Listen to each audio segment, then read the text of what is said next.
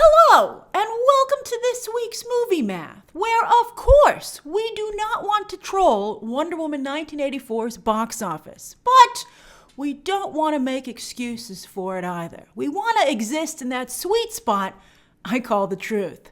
And that's very Wonder Woman. That's very on brand for Wonder Woman. You know, as much as some of you might be crying, you can't cheat when it comes to evaluating how Wonder Woman is performing.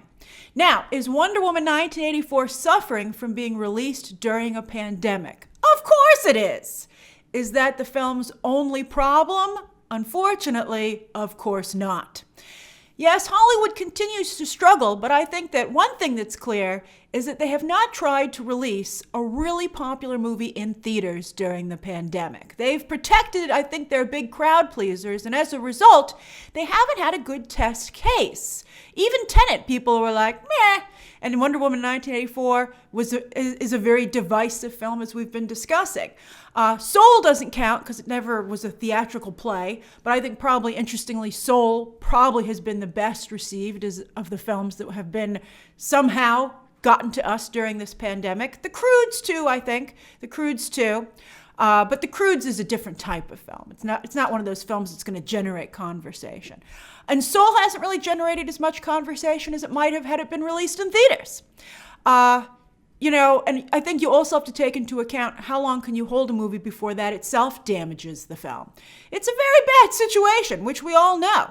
But I think that Wonder Woman 1984 has created some of its own problems as well, as is evidenced by its critic score, audience scores, and some of the evidence you're about to see box office-wise, both domestic and overseas. So think about the fact that we haven't had a good test case. And what do you think the good test case would be? I would say Black Widow. However, the bar seems to be so much more ridiculously higher for female-led films, and it's just not been a good year for them. I don't know if Black Widow would maybe to some degree suffer the same problems. So maybe Fast and Furious 9 with the return of Han, maybe that would do it. What movie do you think would be a really good test case scenario that everybody would be able to get behind? I guess I would pick F9. I can't believe it. That's the movie I would pick. But I'm curious, that's ready. What movie that they've pushed that's ready to be released do you think could unite us? It's a tough call.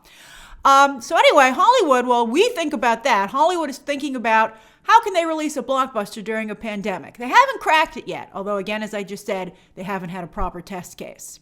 It would seem to me that Universal has still come up with the best model. 17 days exclusively in theaters, which is 3 weekends. Then on PVOD, it's premium video on demand for a $19.99 rental. You can only rent it before becoming available to rent on PVOD for less or for purchase, and then ultimately heading to Uni's own SVOD, which is a streaming video on demand service, Peacock. That, to me, I think is still the best model. I mean, The Croods 2 is on par with Wonder Woman 1984 at the box office. Now, to be fair, the two movies came out a month apart.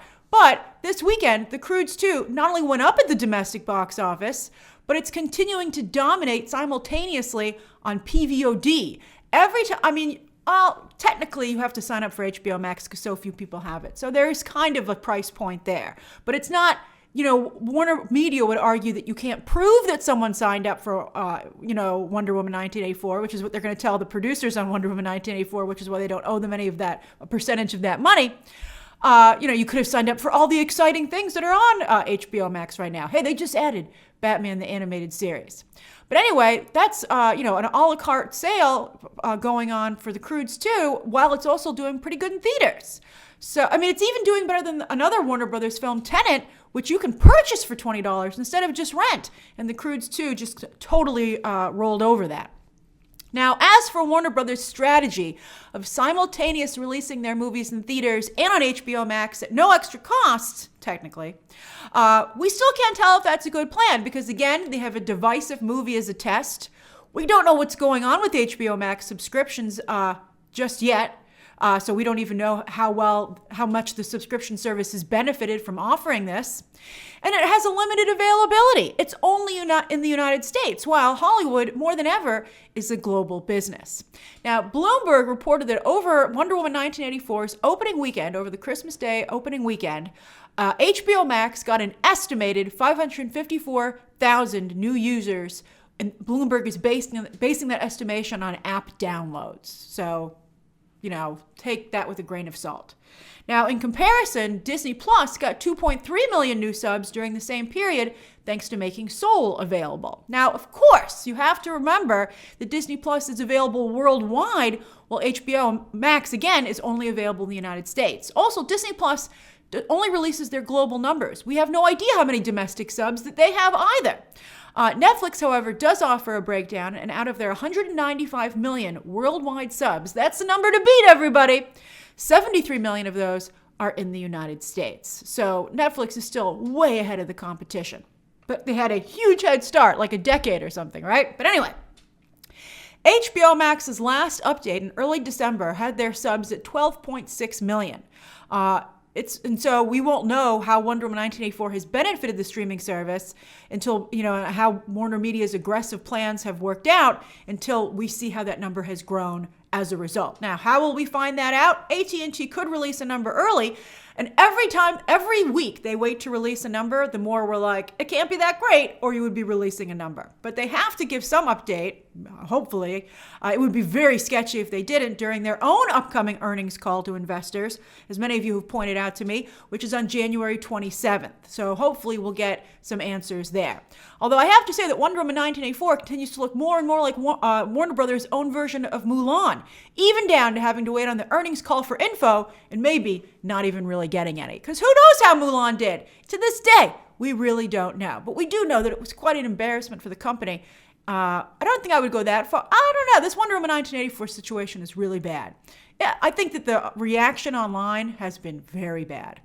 I think franchise hurting bad, quite frankly. Career hurting bad, too early to tell. But anyway, at this point, Wonder Woman 1984 is just a tomato away from being rotten. Can you believe that? And I think Rotten Tomatoes has to really look into how that could have happened. Who's going to ever trust an initial Rotten Tomatoes score again? And it has one of the DCEU's lower audience scores. Would Wonder Woman 1984 have made $1 billion released under normal circumstances? Which, by the way, as we've discussed, is how Warner Brothers calculated Patty Jenkins and Gal Gadot's and Charles Roven's bonuses. He was the producer on the film. He produced it. Somehow he managed to get the DC rights a long time ago and stuff. He's like the Ari Avid for Spider-Man of DC. You're like, how are you still in the mix, Charles? But he is. But anyway, their bonuses were calculated based on the assumption that Wonder Woman 1984 would have made $1 billion if it had not gone to HBO Max. That's the deal that made everybody else upset when they got put to HBO Max after that. So anyway, Wonder Woman 1984 does have similar Rotten Tomatoes scores, critic and audience, to Aquaman, which did make $1 billion, although it had a higher cinema score at A-, and it had a lot more action sequences, which I think probably helped it with repeat viewing. I loved that movie. Okay, so Joker had a higher audience score, and that made $1 billion as well. Even The Last Jedi, a very divisive film, made it to $1 billion, showing the strength of brands in the marketplace, and that it's difficult to ding them, so Patty Jenkins should take heart in that. I would say that the reaction to Wonder Woman 1984 seems more on par with the reaction to Batman v Superman and the Suicide Squad. Also, I don't think that the DC brand is as strong as Disney's Marvel and Star Wars. So while those films, I think it's easier to get those films to $1 billion. I think it takes a little bit more to persuade people to check out a DC film, unfortunately. Now, Batman v Superman and the Suicide Squad, the original Suicide Squad, they both did very well in theaters, but they came in under $1 billion. Even the first Wonder Woman, the most well-received DCEU film to date, couldn't make it to $1 billion. So I would wager that even under normal circumstances, Wonder Woman 1984 probably would have performed on par with those earlier DCEU films. I think it was quite charitable of Warner Brothers to say that this film would have made it to $1 billion. I guess they're basing it on Aquaman and Joker, the last DC movies to come out. Shazam didn't get anywhere near $1 billion. But still, I think that I probably would have pegged it. I guess they wanted to push this deal through, so they were generous. And they were perhaps too generous, because now they don't have enough money left over to be somewhat generous with all this other talent that now has their own films. We'll see about that after this. We'll see how many movies actually go to HBO Max after this. I suspect it won't be as many as they said. They did tell you subject to change. But anyway, I would like to also point out that Aquaman and Joker made the bulk of their money overseas, 70%. That's unusual. Not too unusual, but usually big blockbusters make about, it's only about somewhere in the mid to low 60th percentile in terms of the domestic to international to overseas breakdown. So that's why Warner Brothers said, hey, HBO Max is only in the United States and we're still releasing these movies overseas, so it should do big business regardless of the HBO Max decision. It should still be getting that 70% overseas. Well, in China, the movie is a huge flop, definitively. In just 3 weeks, it's done. It's done at about 25 million only. The first Wonder Woman made 90 million in China, and Tenet did 66.6 million even during the pandemic. Meanwhile, Soul is going up in China thanks to strong word of mouth and just hit 25 million itself in only its second weekend. The Croods 2 has also done very well in China with about 52.5 million to date. And while Wonder Woman 1984 was showing promise in South America, which has always had a special place in its heart for Wonder Woman, Brazil and Mexico have unfortunately had to shut down their theaters, or most of their theaters, thanks to coronavirus. So that's really hurt Wonder Woman 1984's overseas box office. The only major markets left are Russia and Italy, but the first Wonder Woman couldn't even crack 10 million in those countries under normal circumstances. So I think Wonder Woman 1984's overseas run is pretty much done in about 2 weeks. So that's not great. Now, in the United States, Wonder Woman 1984 fell 67% in its second weekend. Now, some of you pointed out that, hey, Tenet officially has the same second weekend drop. But don't forget that Warner Brothers decided to artificially inflate its opening weekend for Tenet with adding in the revenue from sneak peeks for the film and also Canada's box office where the film had opened a week early. So it didn't make 20 million opening weekend. It actually made about 9 million. So it has a much better second weekend drop. Warner Brothers, why is movie math going up so late today? Because Warner Brothers does not release, usually all box office stats are up by 11 a.m. But it took a long time to get the domestic numbers out and even longer to get the international numbers out. So, Warner Brothers is doing what they can to present these numbers in a positive or positive-esque fashion. I don't blame them, but, cooking the books for Tenet kind of backfired. Well, I don't know. I guess they could say, hey, both of our movies dropped 67%, but I don't know if that's really something you want to brag about. Now, further complicating the situation is that you can, if you wanted in the United States, watch Wonder Woman 1984 at home. That wasn't the case with Tenet. But, if you already have HBO Max, you can watch it for free, or you can sign up for HBO Max for $15 for the month, or for $70 for 6 months, which is actually a 20% discount. Again, that deal is good through January 15th. So think about it. And then The Croods is also available at home right now for a $20 rental only, but it went up at the box office. Although, to be fair, it didn't make as much as Wonder Woman at the box office either. It made about half. At this point, I do think that it's safe to say that Wonder Woman 1984 will not be able to match fellow pandemic movie Tenet's box office numbers. I don't think it'll even come close, quite frankly. And how much further can it get than The Croods 2, the other most successful pandemic release? So what remains, the piece of information we really need here, is how much does Wonder Woman 1984 help HBO Max? And again, we'll find that out, hopefully, January 27th, or maybe earlier, but we haven't heard anything yet. Although, as I said earlier, we never really got a clear picture of how Mulan did on Disney Plus to this day. So we might never really understand how Wonder Woman 1984 did. I guess the next thing to look to is what happens to the third film from a creative perspective. Does anyone get replaced? Does anyone get added on? I think that'll, how do they really fast track it? And what happens to the rest of the DC movies?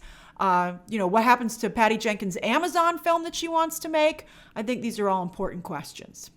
I do think, like Ryan Johnson, he went on to make Knives Out, so he's doing great. So, but he never got his trilogy. So we'll see what his Star Wars trilogy.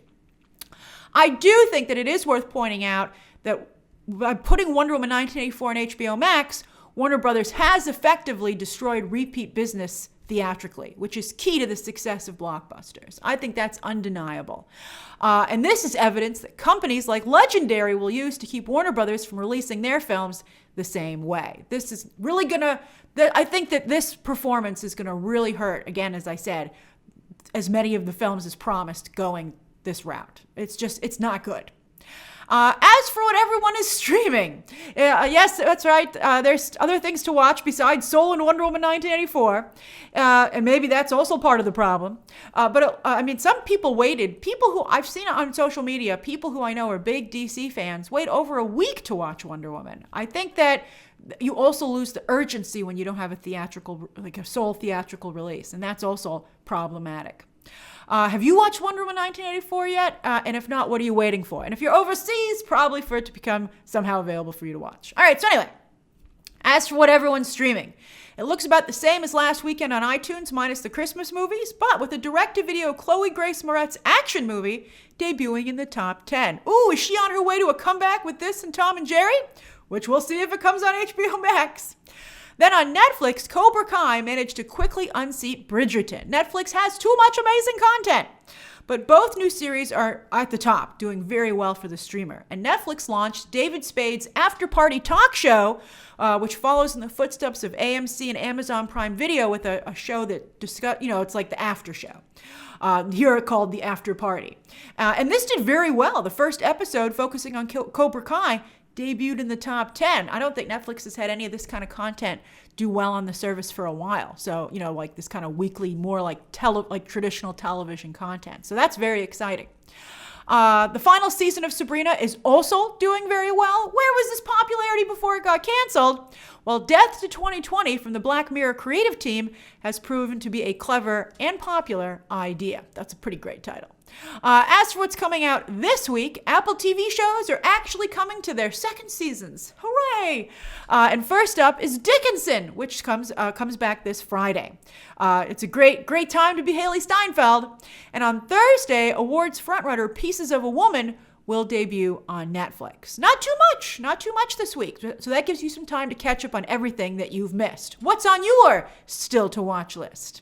And will it be repeat viewings of Wonder Woman 1984 or Soul? I've watched both movies twice, and I enjoyed them both very much both times. All right, share your thoughts down below, subscribe today, and of course, as always, you can check out some more videos right now.